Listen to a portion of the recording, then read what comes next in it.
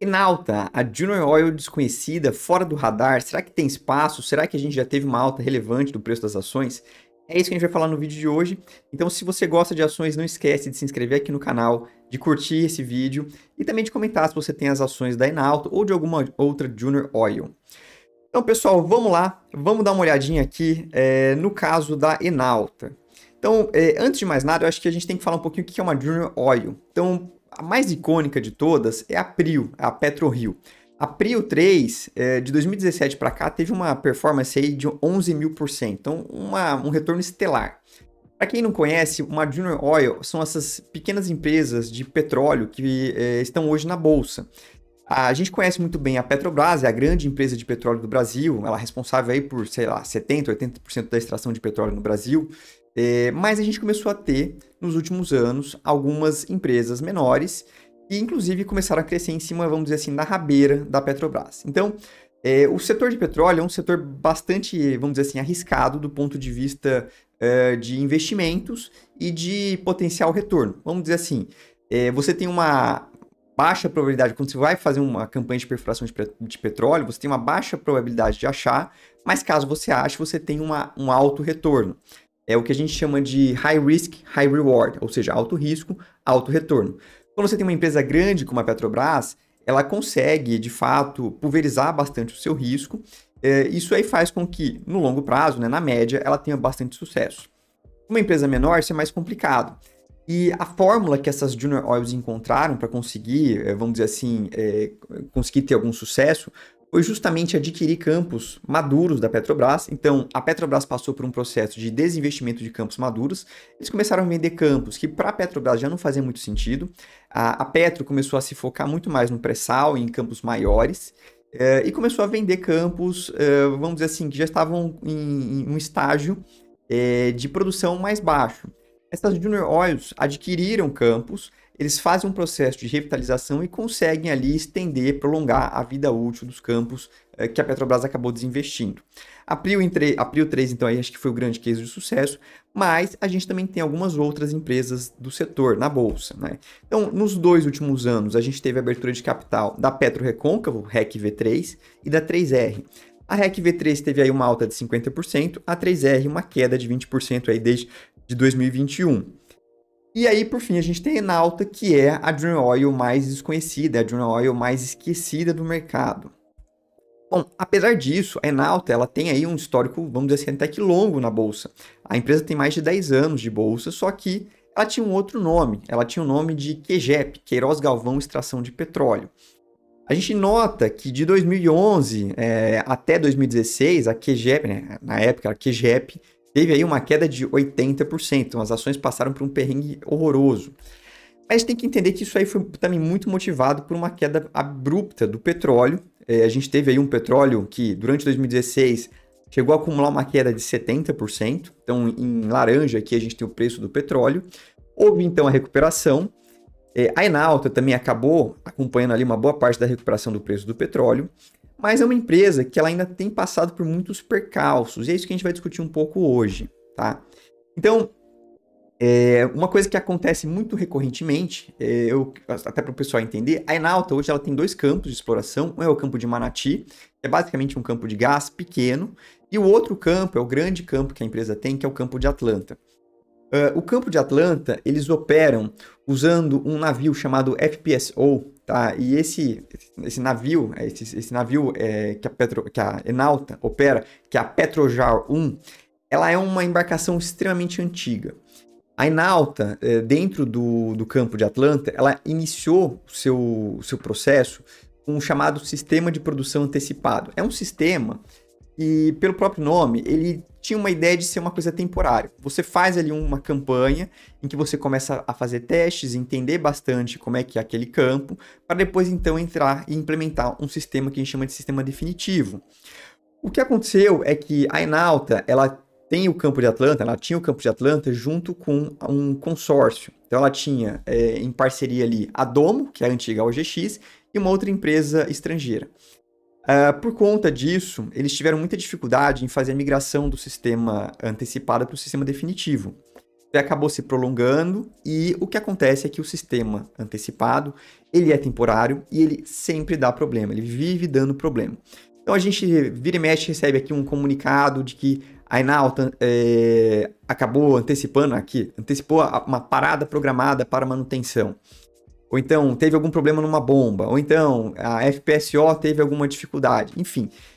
A Enauta, então, nos últimos anos, ela viveu ali nesse vai e volta, e muito por conta de um sistema que, por razões óbvias, né, ele é um sistema temporário, ele não foi feito para operar por tanto tempo. A Petrojarl, pelo que eles falaram, é uma das FPSO mais antigas do mundo. Eles até trazem aqui uma comparação, e aí para vocês entenderem, a Enauta já está no processo de migração para o sistema definitivo. A Domo saiu do consórcio, a Enauta também adquiriu a participação da estrangeira, e hoje a Enauta ela é a dona 100% do campo de Atlanta e começou o processo de migração para o sistema definitivo. A primeira etapa foi a aquisição de uma nova FPSO, que já está no processo agora de adequação, deve concluir inclusive o processo de adequação agora no final do ano, e começaram também o processo de furar novos poços para já plugar esse novo sistema definitivo, e a expectativa deles é que no meio do ano que vem eles já vão estar operando o sistema definitivo, então vai haver essa migração do sistema antecipado para o sistema definitivo. Eles até fazem uma comparação aqui de como é que é a Petrojarl 1 contra a nova FPSO. Então, assim, vocês podem notar que o tempo médio entre falhas é de 2 anos para a Petrojarl, enquanto que para o Atlanta definitivo é de mais de 11 anos. Tem menos de 10 unidades em operação que são do tipo da Petrojarl 1 hoje e mais de 80 do tipo da nova FPSO. Aqui a gente tem um cronograma do que eles imaginam. Então, assim, a ideia deles era a conclusão dos poços 6 e 7 agora no terceiro trimestre, que de fato eles acabaram de soltar um comunicado mostrando a conclusão da perfuração desse poço, e que aqui, ó, no segundo, terceiro trimestre do ano que vem, eles vão começar de fato a operar a nova FPSO. Qual que é o tamanho, qual que é a grande diferença para esse FPSO? Então, para vocês terem mais ou menos uma ideia, isso daqui é a produtividade média do campo de Atlanta, considerando, só ajustando pelo tempo em que ela ficou de fato operando. Então, quando ela estava 100% operante, eles estavam extraindo ali vocês podem notar, entre 12 mil barris por dia, até chegar na casa dos 24 no segundo trimestre, quando eles tiveram um novo poço que foi perfurado, e basicamente a FPSO atual, né, a Petrojarl, que é uma FPSO antiga, estava operando ali no limite que ela conseguiria. Para você ter mais ou menos uma ideia, a gente mostra aqui, ó, eles colocam que a nova FPSO ela tem uma capacidade de mais ou menos 50 mil barris por dia. O que eles imaginam é que isso aqui vai operar entre 40 e 45 mil barris por dia quando ele estiver bonitinho ali rodando, de novo, provavelmente aqui no segundo semestre do ano que vem. Então, vai ser um salto considerável, não só de produtividade, então a gente vai sair aí na casa dos, vocês podem notar aqui, né, de, sei lá, 15 mil barris por dia para algo como 40, 45 mil, e mais do que isso, e acho que principalmente, a empresa também vai conseguir reduzir bastante o tempo de falhas, o tempo de manutenção. Qual que é o grande ponto da Enauta? Ela é uma empresa que ela tem praticamente um campo, então diferente de outras empresas que muitas vezes tem vários campos, ela só tem um, então é um único ativo, e quando esse campo para, praticamente toda a produção da empresa para. Inclusive, no terceiro trimestre agora, teve uma falha, tiveram que parar a produção, e isso daí, obviamente, vai impactar demais o terceiro trimestre da empresa. Porém, se correr tudo bem, se eles conseguirem fazer a migração para o sistema definitivo, é um salto muito grande em termos de produtividade para a empresa. E, obviamente, isso daqui tende a mexer muito com o preço do papel. Como eu falei, essa é uma empresa muito desconhecida. Muitas vezes, quando o pessoal fala de Junior Oil, geralmente citam Prio, 3R e PetroRecôncavo. A Enauta ali acaba sendo muito desconhecida, muito esquecida. Um outro ponto também, então até trago aqui para vocês, né, como é que tem sido a performance ao longo desse último mês. A gente nota aí que a Enauta, ela começou a dar fazer um catch-up, né? Então as ações estão acumulando aí uma alta de 30%, enquanto que as outras 3 Junior Oils não acompanharam essa alta toda, mas existem alguns motivos, além dessa questão da migração para o sistema definitivo. a gente também tem ali uma questão de societária. Então, como eu falei, a Enauta antigamente chamava QGEP, Queiroz Galvão Extração de Petróleo. Ela é uma empresa que tem como controlador o grupo Queiroz Galvão. O grupo Queiroz Galvão ele teve muitos problemas na Lava Jato e a empresa, né, a holding Queiroz Galvão, acabou passando ali por um processo de problema com dívida, etc. E deram como garantia, né, o que a gente escuta muito é que eles deram como garantia ações da própria Enauta nas suas dívidas. O que começou a acontecer foi um movimento de algumas gestoras, no caso aqui a 20 e a Jive, comprando pedaços da companhia, provavelmente dívida. Né? Eles compraram dívidas que tinham como garantia as ações, exerceram a dívida e começaram a ganhar, então, espaço dentro da Enauta. Então, a 20 e a Jive compraram aí 18% da companhia. E também, além disso, começaram a se movimentar colocando gente dentro da Enauta. Tá? Então, a gente teve aí o Matheus Tesler, que é o novo presidente do conselho. O Tesler, se não me engano, ele é da Jive. E aí mostrando como é que essas duas gestoras, que são gestoras que têm um espaço muito grande ali no segmento de operar com private equity, ativos, a gente chama de distressed assets, né? Ativos que estão com algum tipo de problema. Eles começaram a se movimentar justamente para ganhar corpo ali dentro e começar a fazer movimentações dentro da companhia. Então, isso aí seria um outro ponto positivo, ou seja, algum tipo de mudança societária. Para mim, aqui, acho que a grande virada da Enauta, de fato, acontece ali provavelmente no segundo trimestre do ano que vem, porque o teste definitivo para a Enauta vai ser essa migração do sistema antecipado para o sistema definitivo. Caso ele ocorra bonitinho, sem nenhum tipo de problema, de novo, vai ser transformacional para a empresa vai virar uma grande geradora de caixa, vai conseguir produzir muito petróleo. Obviamente, você vai correr o risco de preço de petróleo, etc. Mas é um salto muito grande em relação ao que a empresa vinha sendo aí nos últimos anos. A empresa, como eu comentei, sempre teve muito problema com essa parte de paradas e etc. Tá?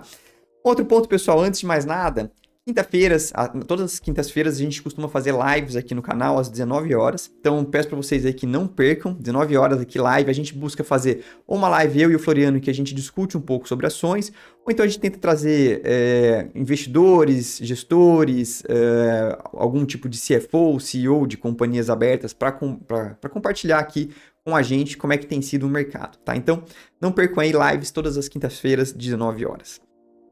E é isso daí, pessoal. Um outro último ponto também, né?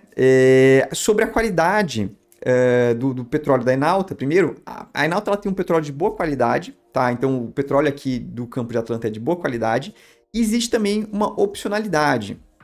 Então, a Enauta, ela tem também um bloco de exploração, mas assim, é uma coisa muito, muito, muito, vamos dizer assim, embrionária, na margem equatorial. Então, para quem não conhece, a margem equatorial é a margem que, assim, aquela parte que fica ali na bacia da Foz do Amazonas. E ali a gente tem um potencial de ser um novo grande campo de petróleo. A gente sabe que, por exemplo, a Guiana conseguiu encontrar petróleo ali do lado do Brasil. E quando a gente fala do lado do Brasil, é nessa região justamente a chamada margem equatorial. Então, a Enauta é uma das junior oils que tem ali um campo, um potencial campo para ser explorado. Obviamente, como eu falei, muito embrionário, a gente não sabe o que vai ter ali, se vai ter alguma coisa, se sequer vai ser permitido explorar o petróleo naquela região, mas a julgar pelo que a Petrobras tem olhado para essa região, é uma região que tem um potencial gigantesco de petróleo. Então, de novo, não é nada para o curto prazo, isso daqui provavelmente seria algo para, sei lá, 5, 6, 7, 8 anos, então é uma coisa distante, mas é uma opcionalidade aí para a Enauta também. É isso aí então, pessoal. Espero que vocês tenham gostado do vídeo. Não esqueçam de deixar aquele comentário se vocês têm Enauta, se vocês gostam ou preferem outras junior oils. Isso aí sempre, a gente sempre gosta aqui de ler, responder, entender um pouquinho o que o pessoal tem na carteira. Então é isso aí. Vamos ficando por aqui. Um grande abraço e a gente se vê nos próximos vídeos. Tchau, tchau.